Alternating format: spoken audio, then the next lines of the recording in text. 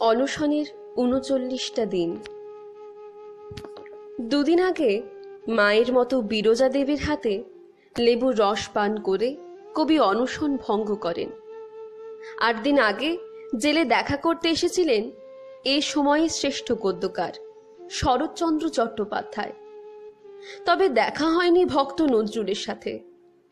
তার আগেই গুরুদেব অনশন ভঙ্গের কথা বলেন সাহিত্যের খাতিরে, কারণ নজরুলের কিছু ক্ষতি হলে বাংলা সাহিত্যের ক্ষতি হবে সেই কারণে। কিন্তু সে চিঠিও নজরুলের হাতে তখনও পৌঁছায়নি। এই ঘটনা ৯৭ বছর আগের কথা। তরুণ নজরুল ইসলাম তখন বসে বসে ভাবছেন জেলে, মায়ের কথা, বন্ধুর কথা, নার্গিসের কথা। কাল তার জন্মদিন জেলের ভিতরেই কেটেছে। ১৮৯৯ সালে ২৫শে মে ঝড়ের রাতে নজরুলের জন্ম হয়। প্রলয়কালে জন্ম যার, তার জীবনের প্রতিটি পদক্ষেপেই কলমের সাথে প্রলয় নিয়ে চলেছিলেন।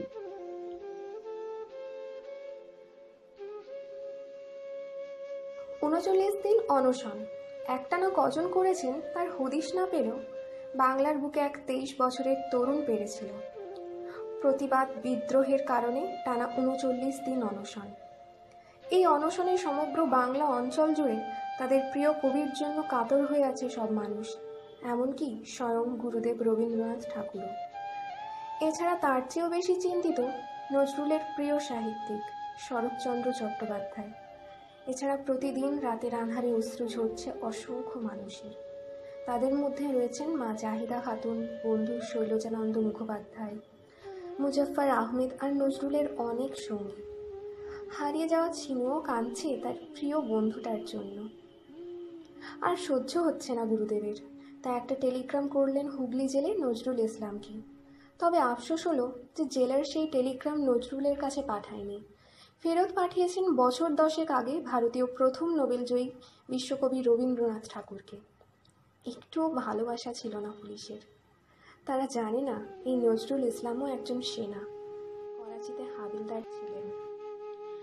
আজীবন বিদ্রোহ নিয়েই সত্যের পথে চলা এই বছর 23-এর ছেলেটার অবস্থার জন্য সমগ্র বাঙালি কষ্টে জর্জরিত।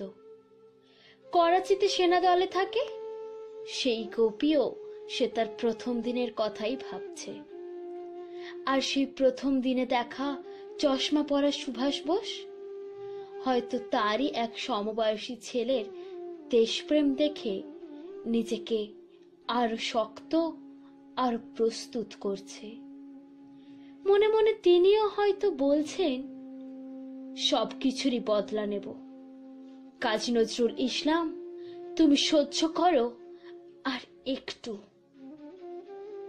চশমা মুছতে মুছতে কলকাতার বুকে নজরুলের মতো তার বুকেও দেশপ্রেমের আর অন্যায়ের বিরুদ্ধে আগ্নেয়গিরির সঞ্চার হয়েছিল। তা এবার মুক্ত হচ্ছে, ছড়িয়ে পড়বে।